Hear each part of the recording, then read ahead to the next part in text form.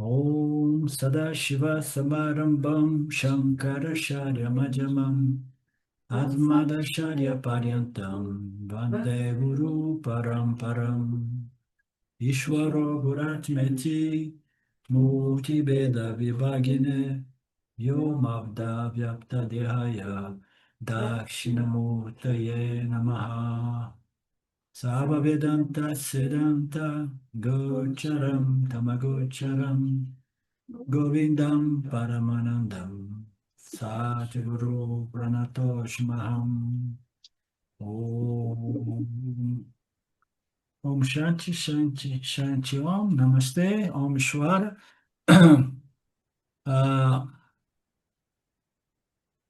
nós estamos aqui no início, né, deste Upanishad, vendo o Swami chamou de referências úteis para o estudo desta Sampradaya. Essas cinco cápsulas do Vedanta, eu nunca descobri exatamente quem é que originou essas cinco cápsulas, mas não importa, importa somente a natureza dessas frases, né, desses apontamentos que, que descrevem, digamos assim, os como é que se diz?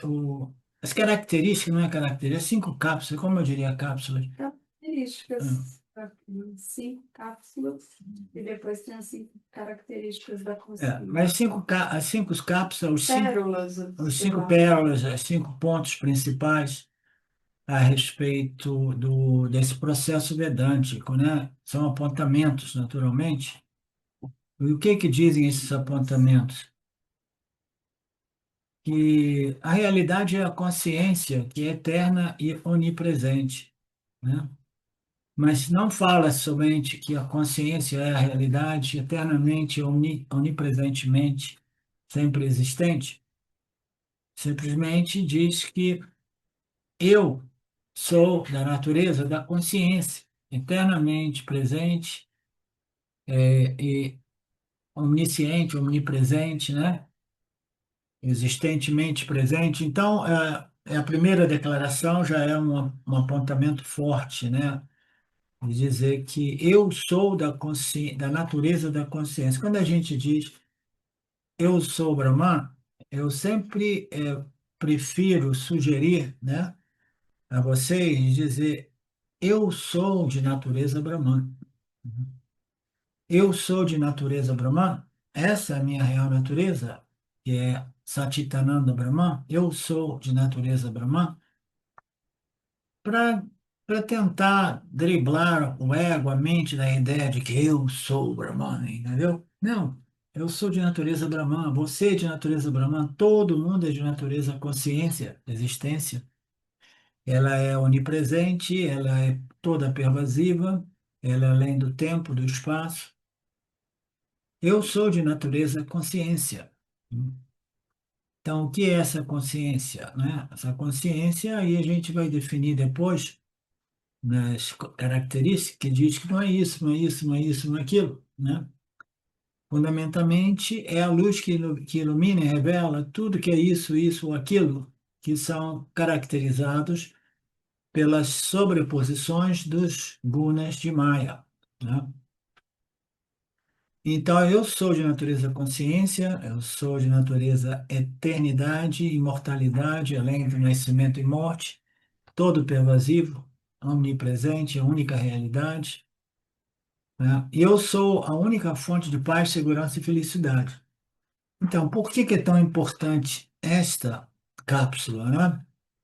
Este apontamento? É porque todo ser humano faz o que faz, nasce e sai correndo por aí simplesmente para obter paz, que foi a primeira coisa colocada aqui, porque o valor dos valores é uma paz além das circunstâncias do campo, entendeu? Além das circunstâncias do parábada. Então, que não depende das circunstâncias das nossas vidas, é só essa paz. Então, coloca, eu sou a única ponte de paz, porque todo ser humano está buscando a paz, saibam eles ou não.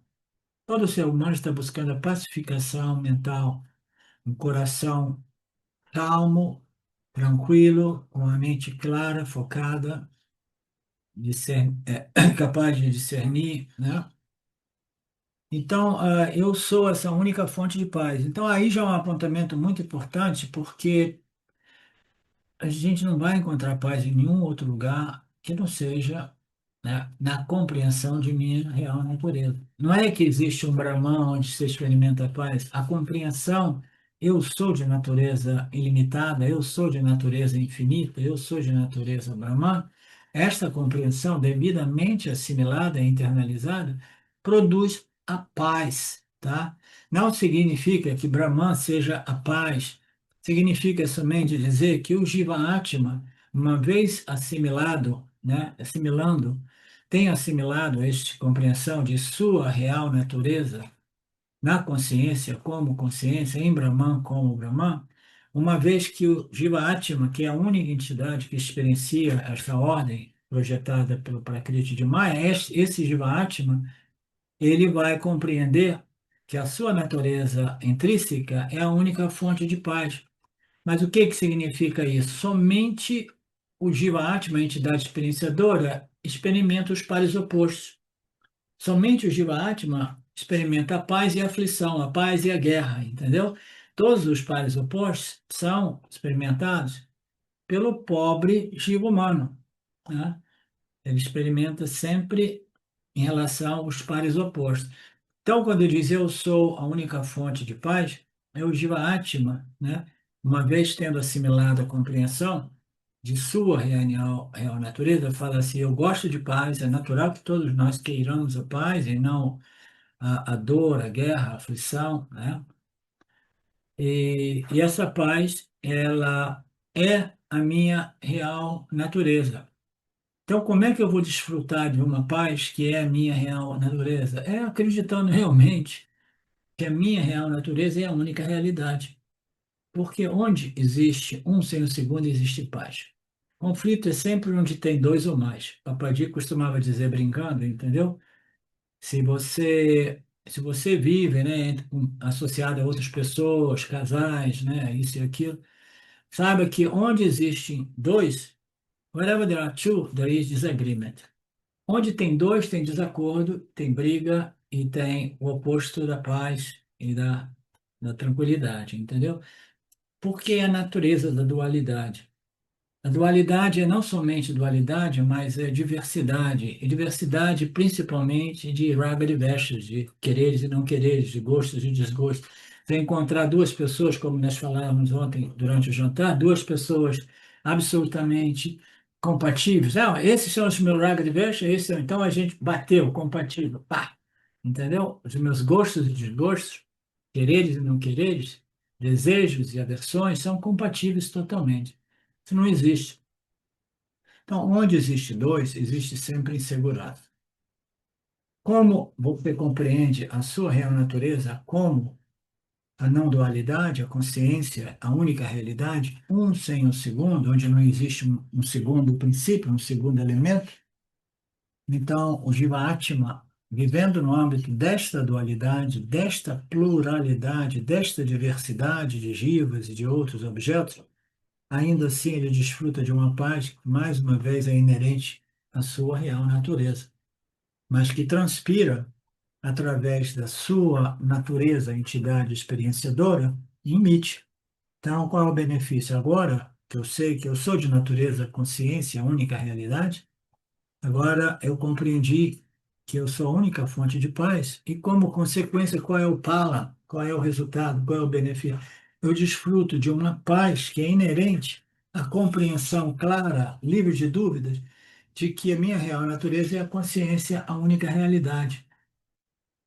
O sentido de Ananda, o sentido de bem-aventurança, né? De segurança e de felicidade, é inerente ao fato de que só existe nós, não a pluralidade de jivas, só existe eu, o eu, somente existe a consciência refletida em diversos complexos momentos sentidos. Quando você compreende isso, né? Quando a gente compreende isso, a gente começa a minimizar os efeitos dos conflitos de tantas consciências refletidas com desejos e aversões, quereres e não quereres diferentes, entendeu? Que você realiza um denominador comum entre as partes, as partes, todas as diversidades de pessoas e coisas, né? Então, eu sou a única fonte de paz na consciência, como consciência, eu sou a única fonte de segurança, porque se só existe um, não existe nada a temer. Se existem dois, pode ser traído, né? Coisa mais comum a gente vê nos filmes, isso é traição, né? E a fonte de felicidade, por que a felicidade é permanente? Porque você compreendeu que a sua natureza é a eternidade, né? A ilimitação, a infinitude. Você não é sujeito ao nascimento e à morte, não é sujeito às modificações que são inerentes ao corpo, mente, sentidos, né? Então, isso aqui tem sempre consequências enormes, esses apontamentos, né? Porque, como eu disse antes, todo mundo está correndo atrás de felicidade permanente, de segurança permanente e de paz, que é o valor mais elevado que existe, né? E leva tempo para o indivíduo compreender que qualquer anandinha, como a gente diz, qualquer felicidade derivada do ganho de alguns objetos de desejo, não são permanentes. São muito momentâneas, né? Fleeting, são temporárias, né? Elas passam. Então, isso tudo é para ser contemplado de tal modo que a gente possa realmente desenvolver um positivo desinteresse a respeito do corre-corre do samsara. Corre-corre atrás de desejo, objetos de desejo, para obter, manter, né? E evitar aqueles que eu não quero, né? E aí, um outro passo nessa terceira cápsula é, na minha mera presença, eu concedo, eu confiro vida a todos os vivos, todos os seres vivos. E através deste meu corpo, né, através da minha presença, eu empresto vida ao corpo-mente do Jivatma, e através desse corpo-mente do Jivatma, eu, a consciência, vivencio um universo material, essa dualidade. O universo é uma projeção feita pelos gunas de Maya. Você compreende isso, né? Então, é a mesma coisa. A água do oceano, existe uma infinidade de formas, de formações, né? De fenômenos, objetos dentro do âmbito da consciência, do universo, da oceano, mas fundamentalmente só existe a água, né? A água é a única realidade, a única permanência. Então é a água que concede uma existência aparente às ondas, às espumas, né? Os vegetais dentro do oceano, né? As plantas. Então eu confiro, eu concedo, eu entrego vida a tudo isso, né? E através dos meus Jiva-atmas, eu vivencio esta dualidade, este universo, né, projetado pelo poder de Maya. A gente precisa de um agente capaz de experimentar este fenômeno, essa projeção, né, esse milagre da vida, como às vezes eu digo, numa linguagem mais poética, mais positiva, né? E, e qual o propósito de tudo isso, né? Na minha mera presença, eu, através do corpo material dos meus vivos, eu vivencio este universo material. Ali tem uma indicação que aparece aqui ali nas escrituras, é que o propósito talvez seja esse, seja da consciência, né? Através desta projeção, ela possa reconhecer-se como uma entidade que conhece a si mesmo dentro do âmbito da projeção de Maya, né? Então, isso só é possível se o Jiva-Atma for realmente um objeto dotado de um reflexo da consciência, cuja real natureza é a consciência pura, original, universal. Então, existe somente uma consciência. Tem essa que existe tantas consciências, existem tantas mentes, existe somente uma consciência. E é somente através da consciência do Jiva-Atma que nós podemos vivenciar este universo físico material e reconhecer a nós mesmos como consciência. É a consciência que aparentemente sofre uma cegueira, uma catarata, né? Através deste véu, né? Da ignorância, a avidya, projetada por Maia, incapacidade de ver, né, a luz por trás daquilo, que tudo é iluminado por ela mesma, né? Então, é a consciência reconhecendo a si mesmo através desta experiência de dualidade, eu, a consciência, experimentando o mundo através de instrumentos de conhecimento, instrumentos de experiência. Nós somos meros instrumentos de conhecimento e experiência, né? Nós, em nossa natureza prakriti, em nossa natureza matéria-energia, né? Mas aqui essas declarações, como as declarações não podem jamais ser originadas da consciência, porque a consciência ela não é capaz de experimentar nada, é somente o Jiva, compreendendo que ele é a consciência, ele pode falar em nome da consciência. Por isso que se diz que não existe diferença entre o Yani e o Brahman, porque o Brahman não pode dizer nada, porque ele é além de conhecimento e ignorância, mas o Jiva, que compreendeu que fundamentalmente ele é de natureza consciência, não mente nem corpo, ele pode, em nome da consciência, dizer isso, entendeu? Eu vivencio esse universo material, que é uma projeção que ocorre no âmbito de mim mesmo, né?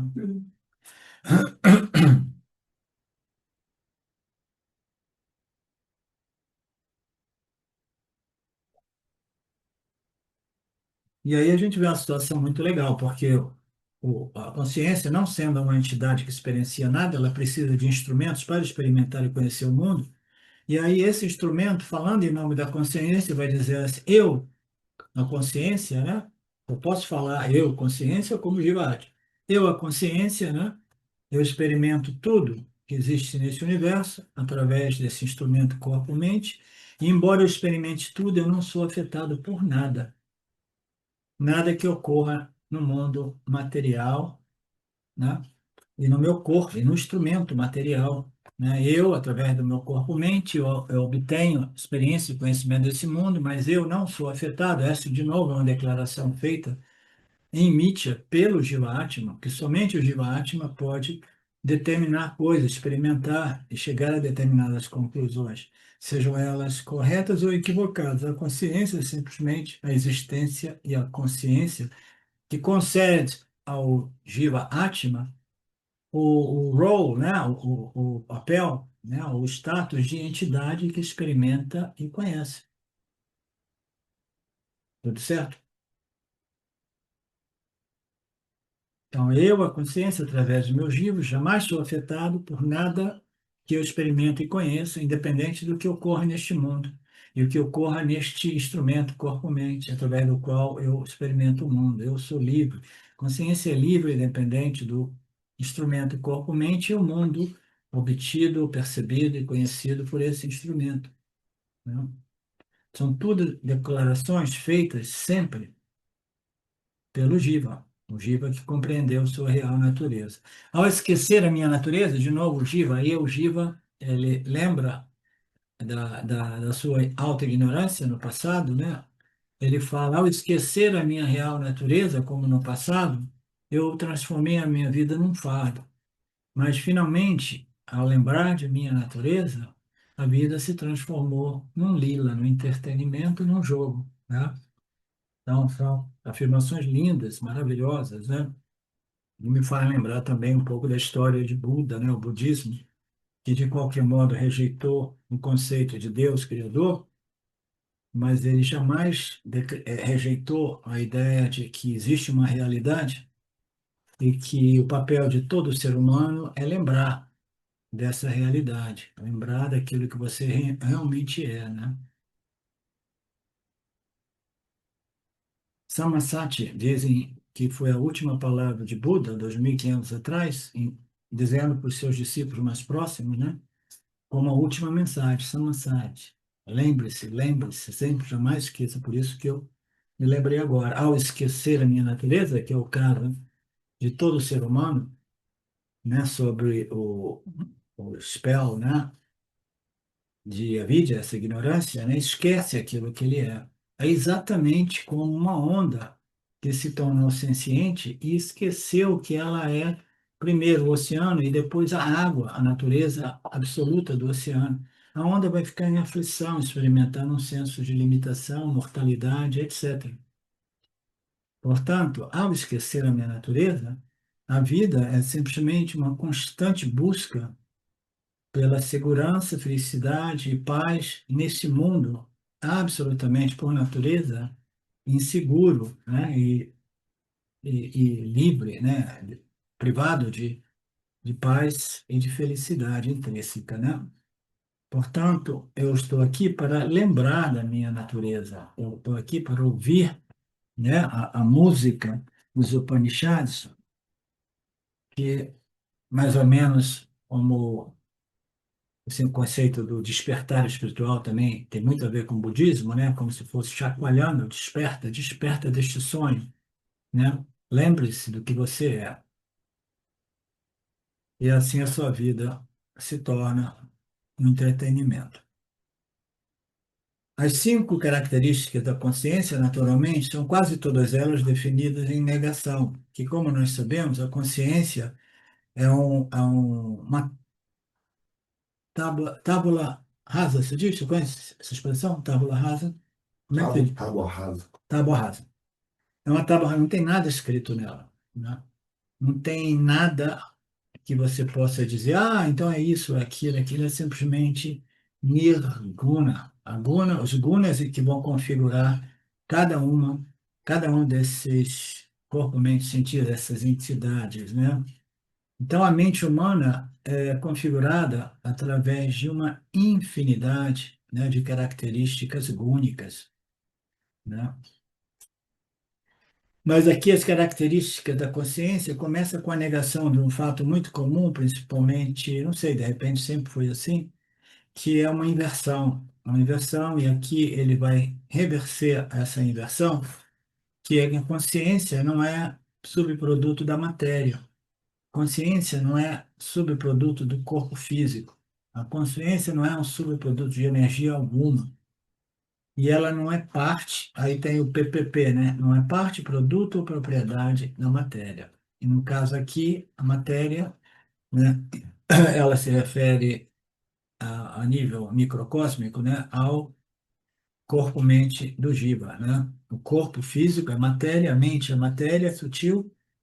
O corpo e a mente são caracterizados por propriedades e atributos e qualidades, né? E essa consciência, ela permeia, ela pervade, vivifica e anima esse complexo corpo, mente, sentidos, caracterizado pelos seus próprios atributos gúnicos, mas a consciência não toma parte em nada disso. Ela é livre e independente do complexo corpo-mente, caracterizado pelos atributos que foi concedido por Maheshwara.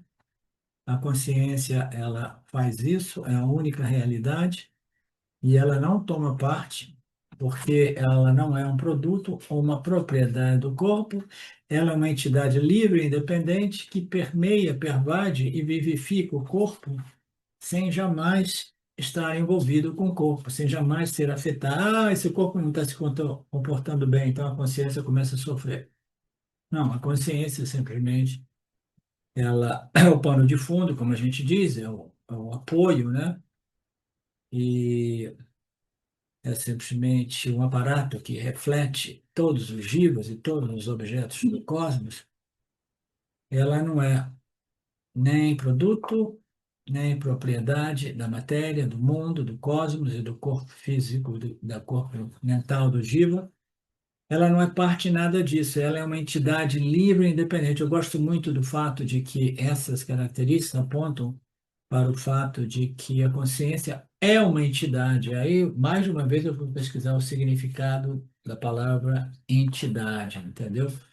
A entidade tem muitas definições, mas a consciência é uma entidade, e as nossas escrituras, elas dizem frequentemente, chamando a consciência de entidade, mas dizendo é uma entidade não experiencial, tá? Então, é uma entidade que não experiencia, que não conhece, porque é além da dualidade, conhecimento e conhecido, conhecedor, conhecimento e conhecido, e é além da, da dualidade, conhecimento e ignorância.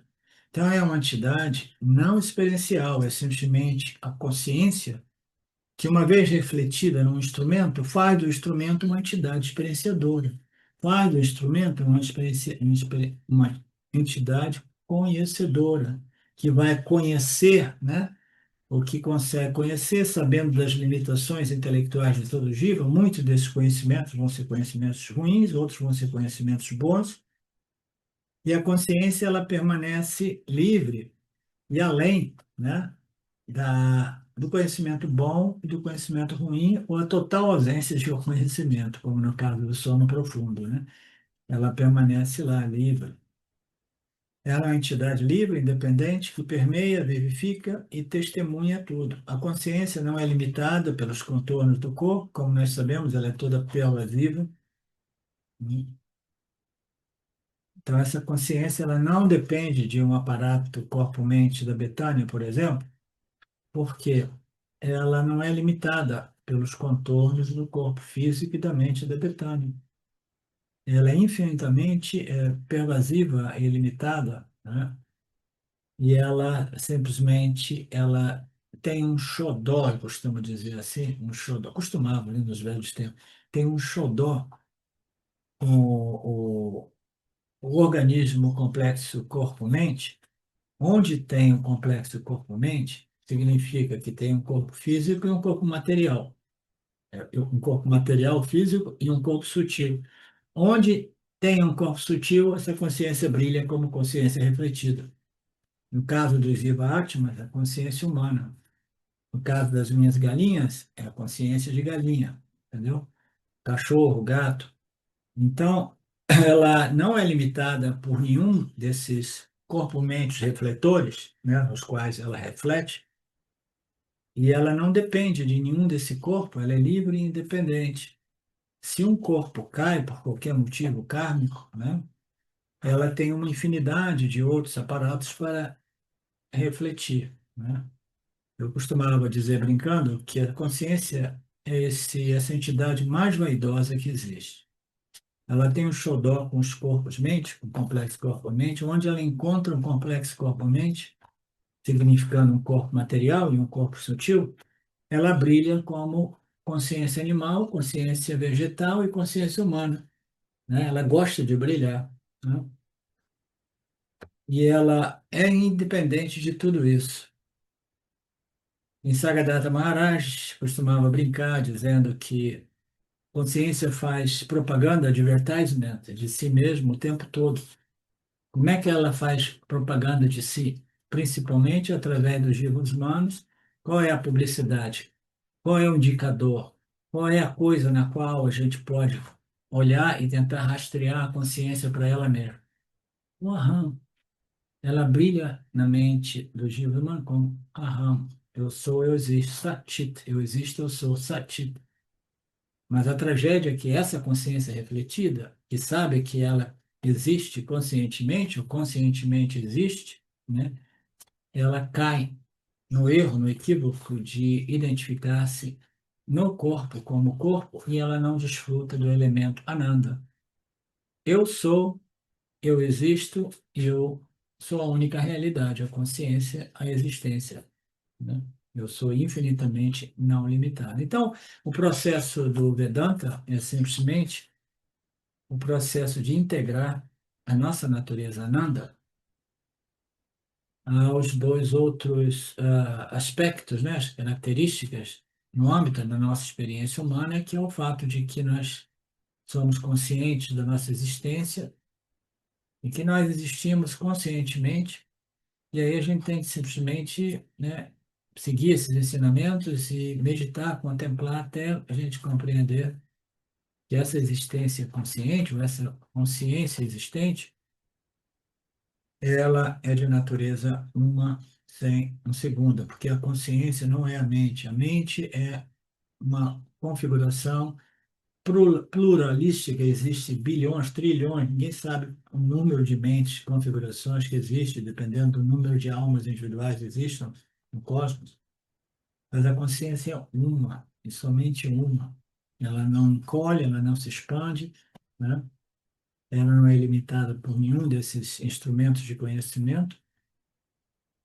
ela continua a existir sempre, porque ela é toda pervasiva.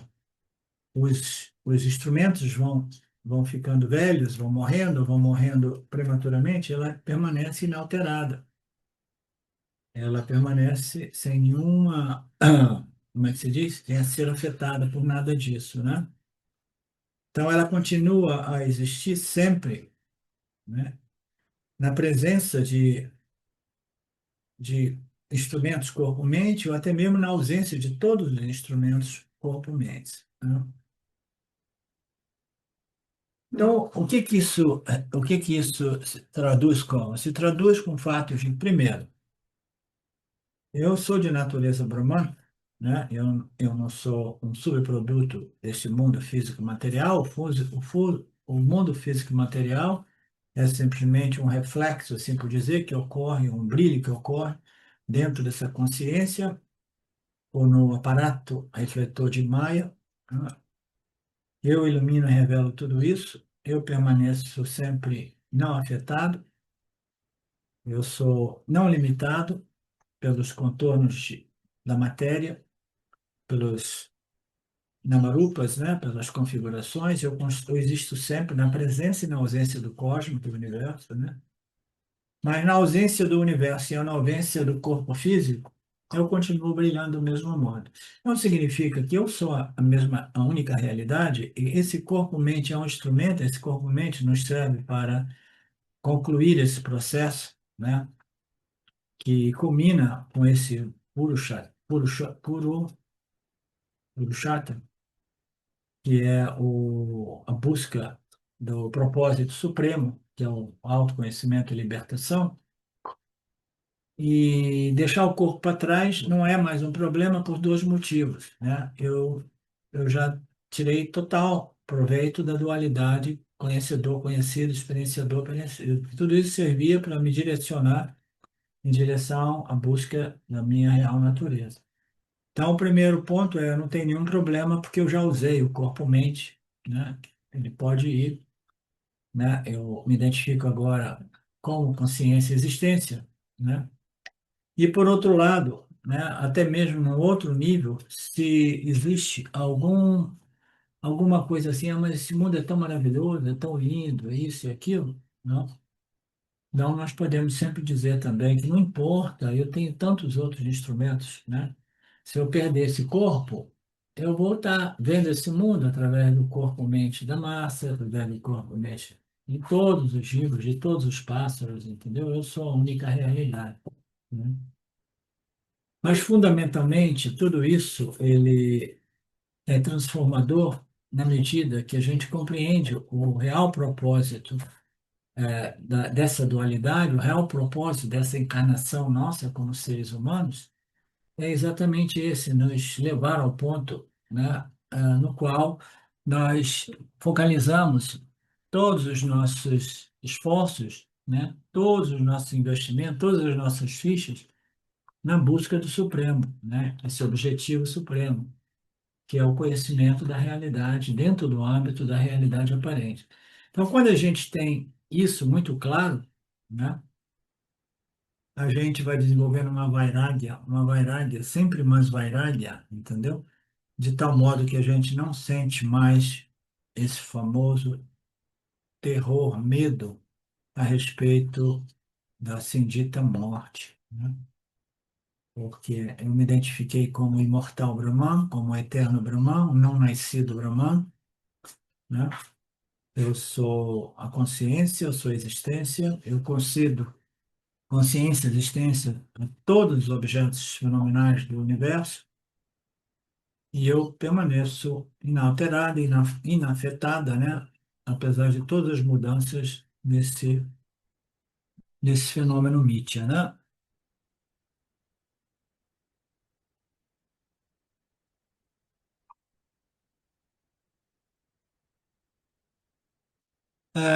O Swami também apresenta um outro apontamento interessante. Esse aqui eu sei que realmente eu não sei. Eu não sei. Eu assumo que tenha sido saca, essa bolação, a gente diz, né? O Swami Paramahansa tem abolado essa história de formato triangular e formato, por tudo aquilo que eu ouvi. Eu acho que esse já tinha naquele texto que a gente fez no seminário daquele. Como que era? Aquele último que a gente fez. Último não, penúltimo. Não, desde que eu conheço o Swami Paramahansa, ele fala de formato triangular binário. Eu não sei se ele pegou isso do Shimaya, da Ananda, da É, Sampradaya, ou porque ele é muito criativo, né, em criar conceitos. Todo o guru vai criando seus próprios apontamentos, assim, né? Então, o formato triangular e o formato binário é o formato final do Yana Yoga do Vedanta, né? Que você tem uma visão do mundo como uma projeção aparente, mítya, né? Que é visto também como o ser aparente, né? O eu aparente, o mundo anátema, né? O eu aparente é o ego, a ahamkara, né? E o mundo, a nível macrocósmico, é simplesmente o universo que ele é livre, é deprived, né? Desprovido, né? De realidade, né? De consciência intrínseca, né? Então, a consciência está ali apoiando a projeção, a sustentando esse universo, mas a realidade aparente do universo se deve à única fonte de realidade, que é o Atma, né? Então, Satya e Mitya, eu sou Satya, o mundo é Mitya, né? Eu sou o ser, esse mundo é uma projeção aparente que ocorre no âmbito do ser, o ser como se estivesse emprestando existência aparente àquilo que é uma projeção. E, de novo, nós estamos de volta nas analogias vedânticas, tal qual a projeção na tela do cinema, né? A tela do cinema concede, né, espaço para essa projeção, só existe a tela, mas ela abraça essa projeção, ela concede essa projeção e ela empresta à realidade dinâmica todas aquelas formas, né, que dinamicamente se movem, dando-nos uma impressão de realidade, né? Então, são analogias bacanas falando sobre o formato binário. Eu sou Satya, o mundo é Mithya. Eu sou Atma, o mundo é uma realidade anátma, né? O triangular é o inicial, é uma visão do mundo triangular, onde existem os três pilares do universo mídia, né? Que é Ishvara, Jiva e Jagata, né? Ishvara é o criador, Jagata é a criação, Jiva a criatura humana, né? E aí a posição do Jiva humano é assim: eu sou o Jiva, limitado, finito, eu sou uma vítima deste mundo Jagata, que é tão inseguro, né? É tão cruel. imprevisível, que Cruel. cruel às vezes. Cruel, né? Imprevisível, doloroso, tanta miséria, né? Tem muita crueldade mesmo. Então, eu sou o Jiva, eu sou vitimado, né? Por este Jagata, esse universo que não nos dá nenhuma segurança. E a Betânia está falando isso, nós somos privilegiados, a gente não experimentou extrema miséria, extrema crueldade, extrema sofrimento, mas a maioria, grande maioria da população de humanos sofre grande crueldade, grande miséria, grande injustiça, etc. Eu sou o Jiva, eu sou a vítima, o vitimizador, né? Eu, o Jiva, sou a vítima de Jagata. O Jagata é o mundo, assim como nós o percebemos, parece que está aqui realmente para fazer a gente ralar, né? Está aqui para realmente, né, fazer a gente sofrer, né? Então, o Jagata, né, é simplesmente o vitimizador, eu sou o vitimizado, e o Shara é o único salvador, aquele que vai nos salvar, nos proteger de sermos vitimizados por Parabhada, né? Então, no início, o indivíduo nem compreendeu realmente muito o sistema Ishvara, e ele vê o mundo como uma coisa mais perigosa que existe, né? Mais difícil que existe. Por isso que, com o autoconhecimento, é dito que, quando eu lembro da minha real natureza, eu assisto tudo isso como um espectador assistindo um filme projetado no Prakriti de Maya, né? Mas isso se eu tiver essa compreensão clara. Se eu não tenho esse conhecimento, eu vejo este filme de terror, né, no qual eu sou um ator participante, né? Não é que eu estou observando um pesadelo, um sonho, um pesadelo eu estou observando. Não, eu me identifico com o sonhador e eu estou sendo perseguido pela onça, pelo leão, pelas diversas crises, dificuldades, né, no sonho. Então, a gente se apega ao quê? É um Ishvara para aliviar a dor do samsara, a dor desta situação na qual o indivíduo se sente vitimizado, né?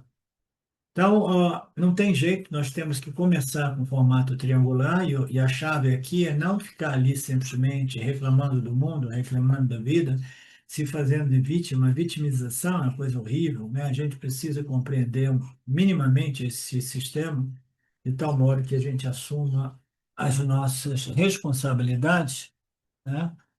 As nossas responsabilidades sem se vitimizar, sem acusar os outros, muito menos sem acusar Deus, né, de injusto, né? Mas sim que a gente possa compreender a natureza deste sistema Ishvara e compreender que esta compreensão a respeito do sistema Ishvara é o que vai nos salvar de grande sofrimento. Então, você vê, eu tô editando um pouco essas palavras, porque quando a gente diz Ishvara é o único Salvador, o Criador é o único Salvador, nós estamos dizendo que tem um Deus que vai nos salvar, né? Eu costumo colocar, em termos mais vedânticos, a compreensão deste sistema Ishvara, o modo qual funciona, entendeu? Esse jogo da vida. Então, compreendendo o sistema Ishvara, eu, através dos meus esforços, compreendo, né, as leis e princípios do sistema Ishvara.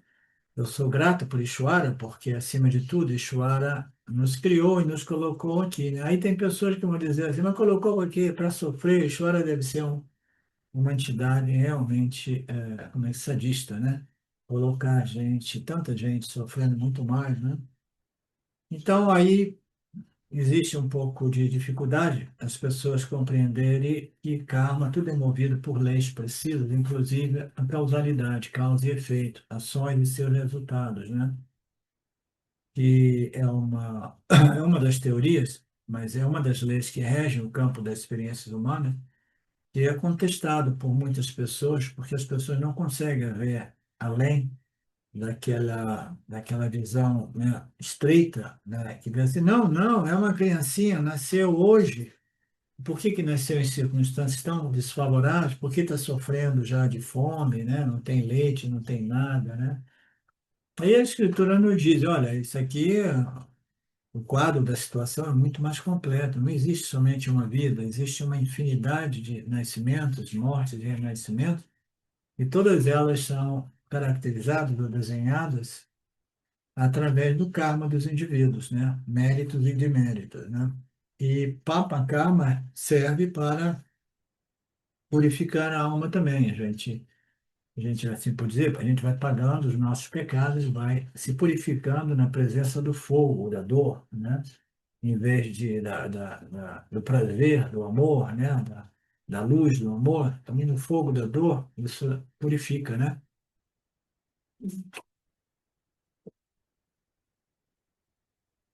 Então, são os dois formatos.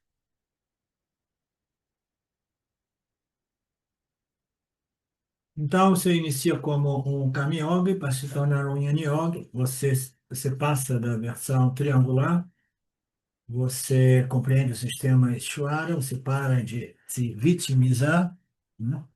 Você assume as suas responsabilidades, aceita o seu parábada sem achar que é injustiça, compreendendo que esse é um universo estruturado, né, ordenado de modo perfeitamente, inteligentemente correto, tudo serve a um determinado propósito. Leva tempo para a gente desenvolver a compreensão clara de tudo isso.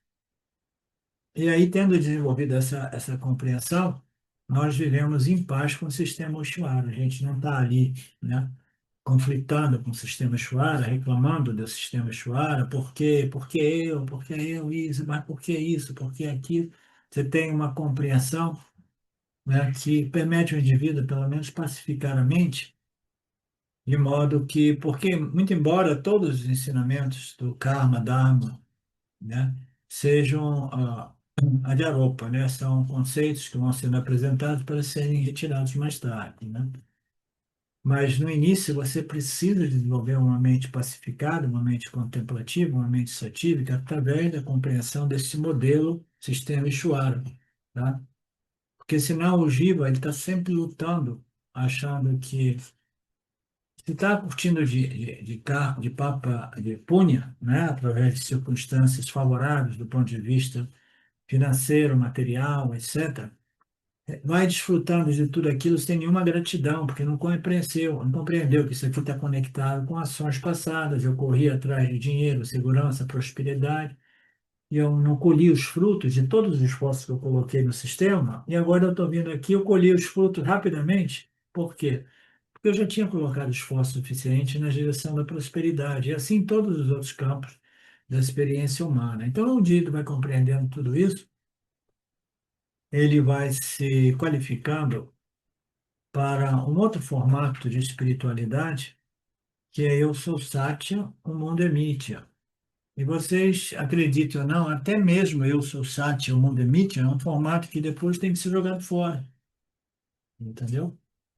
Porque, afinal de contas, que não dualidade é essa, né? Uhum.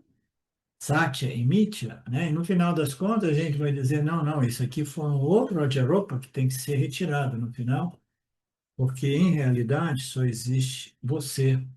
Um sem o segundo. Mítia é simplesmente uma projeção aparente que é tão boa quanto inexistente, mas ela serve a um propósito, que é aqui, como eu costumo dizer, que é aquele de compreender a realidade dentro do âmbito da projeção aparente, da projeção irreal. Vocês estão cansados? É, Aqui o pessoal está tá, cansado, porque parte. aqui pega um pouco de sal no intervalo, água com sal. E água gelada. O, aqui no interior de Goiás, né, agora subiu a temperatura. Então, todos nós estamos um pouquinho mais assim, né? Mas vamos ver, amanhã, de repente, cai a temperatura de novo. E vamos voltar para onde nós estávamos lá, falando sobre os defeitos dos doshas, né? Dosha não é doça, não, né? Doshas. Pronúncia é dosha ou doça? Doças, eu acho que é aqui, porque doxas é aquele que são as cápsulas, né? Aqueles são coxas. Ah, corpos. Ah, não, é porque eu falei doce, Doxas doças. são da Ayurveda. É, acho que é dosha. Os defeitos são doshas?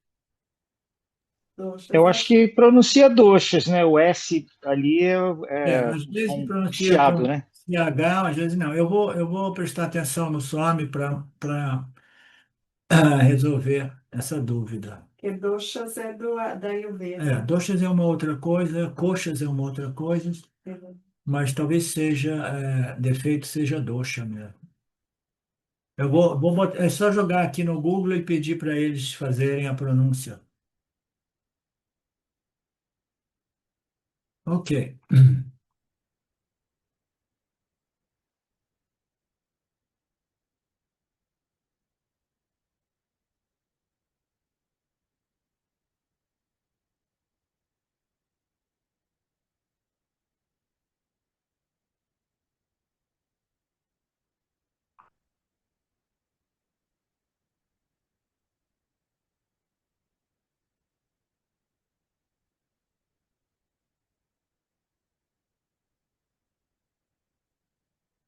Não fez. É porque quando eu começo a editar, ele já não tem mais numeração. Pelo BED. Aí depois começou um ser humano empreendedor. Aí você fez a mudança. Sim.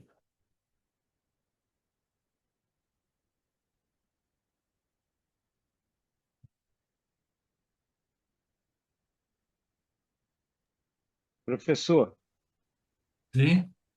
tem uma coisa interessante aqui que eu estava vendo sobre doça e doxa, né? Doça, ele fala aqui que é mais na culinária, Uhum. fala doça.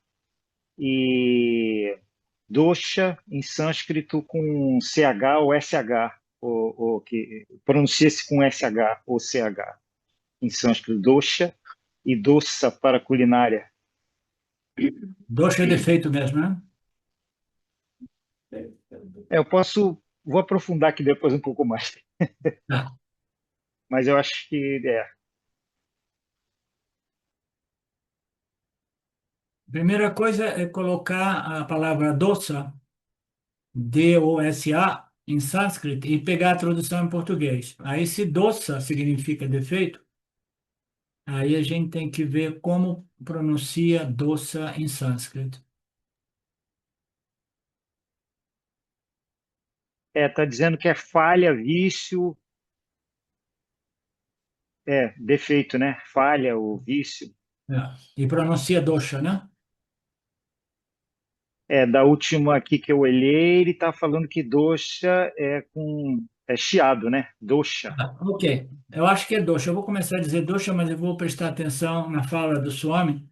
Eu tentei procurar isso aqui, mas nos meus arquivos de áudios, mas eu não tenho esse Kaivalya. Então, as três defeitos nós vimos, né? É, como é que Certo. Aí, qual é o ser início do humano parágrafo? empreendedor após percorrer esse caminho.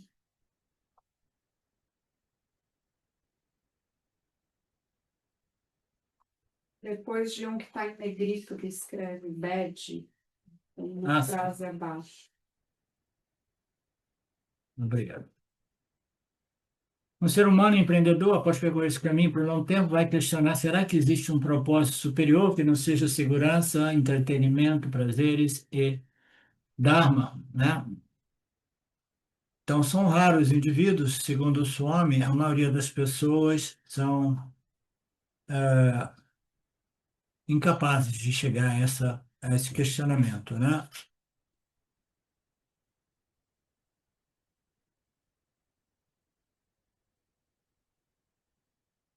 São conformados, podia ser isso, né, professor? Porque aqui ele fala, conformam-se às situações da vida. Sim, as pessoas vão aceitando, né? Aquela coisa que nós falamos, a gente vai normalizando aquilo que é, né? Ah, não, é assim, esse é o jeito que as coisas são. E em termos de qualidade social de vida, né, nos Estados Unidos, muitos anos atrás, eu vi isso num podcast ou uma apresentação, uma entrevista bacana, né? O cara estava dizendo isso, as pessoas vão passando por mais adversidade, mais dificuldade econômica, financeira, e vai dizendo, ah, mas é assim mesmo, é o jeito que as coisas são, e é o jeito que as coisas são. E as coisas vão piorando, e vai sempre dizer, mas é assim mesmo, é o jeito que as coisas são, né? Então a gente vai aceitando, né? A maioria das pessoas não se faz essa pergunta. Conformaram-se com as situações de vida achando que é assim mesmo. Eles não têm capacidade intelectual para questionar. Eles não são empreendedores suficientes para levantar a questão. Eles vão aceitando a vida como ela se apresenta, e dizendo é assim mesmo, vai fazer o quê, né? São pessoas com pouco Viveka Shakti. O Swami se referiu como com pessoas com existência medíocre. Quando discussão as famosas massas, né, a manada, que serve como massa de manobra, né, que não questiona nada, não tem uma mente crítica. Quando alguém descobre o fato de que as coisas não são exatamente como são ditas, né, e que existe sim um modo para resolver a problemática do samsara, quando o indivíduo se dá conta disso, ele já passou dos 60, 70, 75 anos, né? E aí já não tem mais condição física e mental, né, para realmente tentar implementar uma mudança de curso, né? Agora, ok, então tudo bem, eu tenho ainda muita energia, muito Shakti, eu vou buscar esse tal do moksha, né? Eu já procurei em outros campos de buscas humanas e agora eu vou empreender outra para profissão. obter. Agora eu vou empreender outra profissão, né? Já que eu tenho energia, como assim? Então, as pessoas, elas não têm, depois dos 70, 60. E aí tem outras que dizem assim, ah, tudo bem, eu já estou velho, eu já fiquei sabendo aqui na minha cultura, né, que a gente vive para sempre, né, a morte é simplesmente uma mudança de vestido, né, de instrumento. Eu vou retornar rapidamente, né, então não tem problema. Mas tem pessoas que creem que existem locos celestiais onde você pode permanecer eternamente em paz, em amor, em compaixão, em alegria. E aí elas dizem que eu morro, mas que eu jamais volte, né?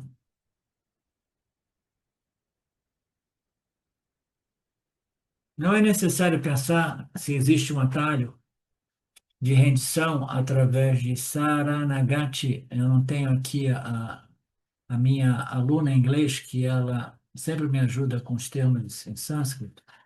A rendição, entrega total é a definição, parece ser do Saranagati, um atalho. Eu me rendo totalmente ao Senhor, né? É, esse é um atalho. A maioria se resigna ao seu destino porque já não tem energia suficiente para implementar mudanças, né?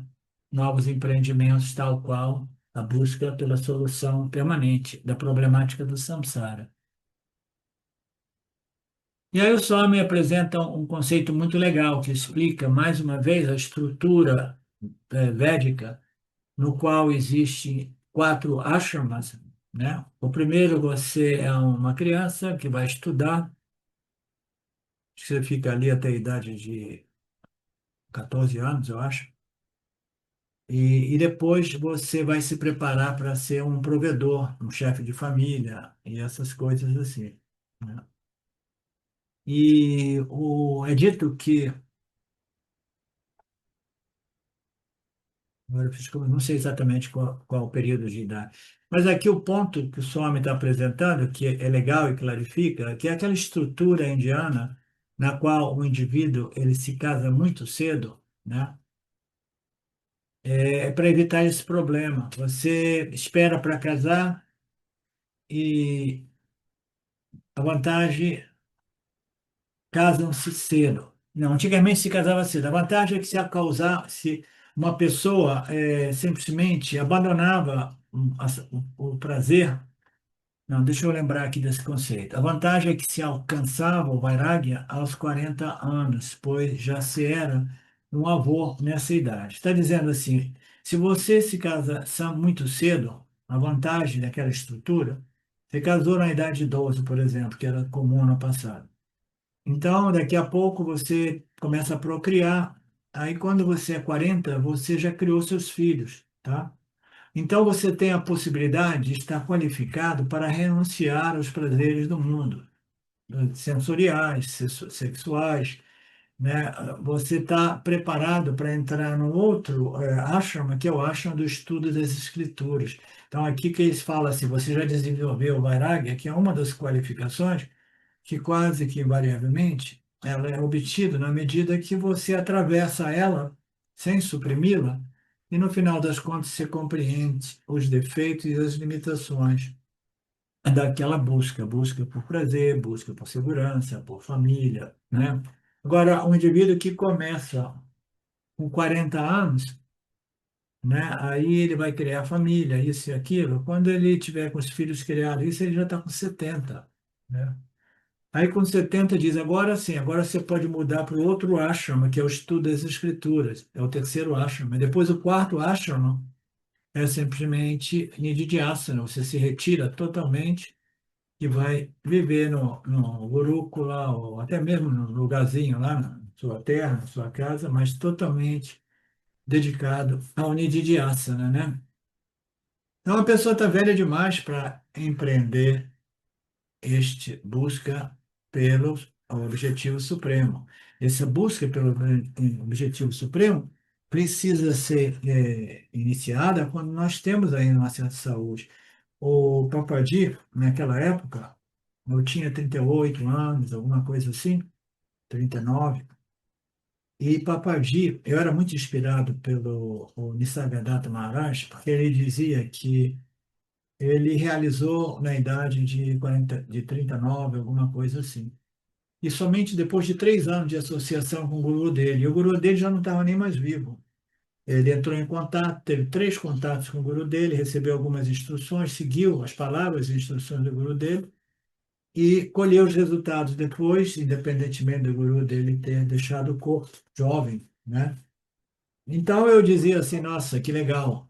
Nisargadatta, né, ele tinha esse desejo tão intenso que em 3 anos ele realizou. Eu falei, eu também quero isso, porque o Papaji fica colocando pressão na gente, dizendo assim, você tem que fazer isso quando você é jovem, depois que você estiver mais velho, tem idade avançada, tem compromisso de famílias, tem filhos, tem doença, né? Você vai ficando fraco, isso e aquilo, você não tem mais energia, tem que fazer enquanto você está jovem, né?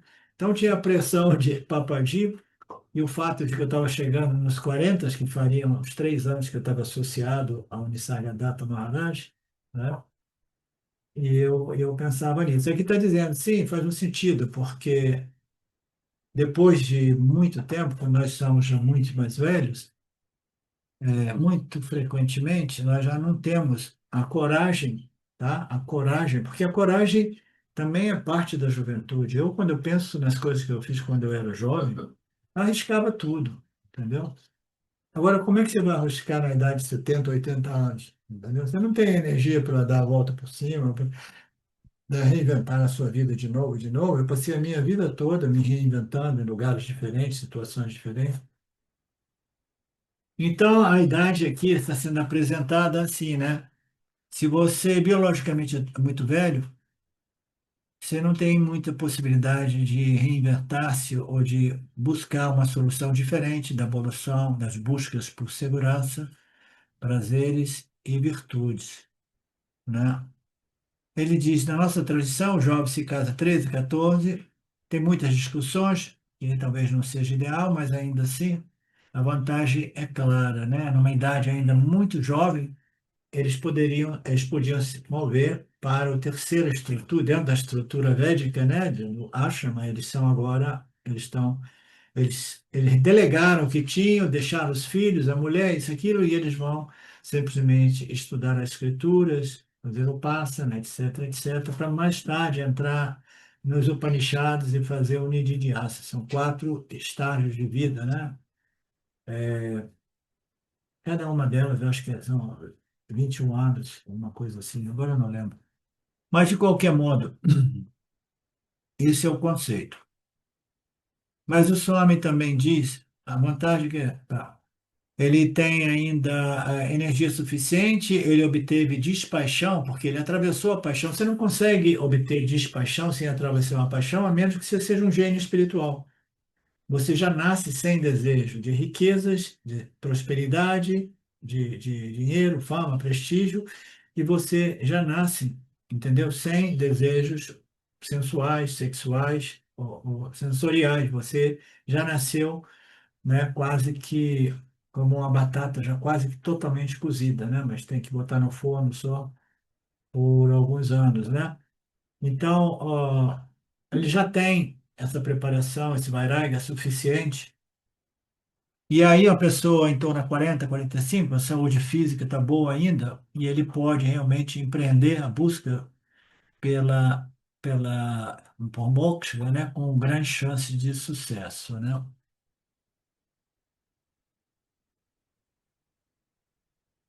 Então é isso. Então a gente faz uma pausa. O horário é justo? Sim, né? A gente vai fazer uma pausa e a gente volta exatamente às 4h30, tá? Om Purnamada Purnamidam Purnamudachyate Purnasya Purnamadaya Purnameva Vashishate Om Shanti Shanti Shanti Om Okidoki, Namaste.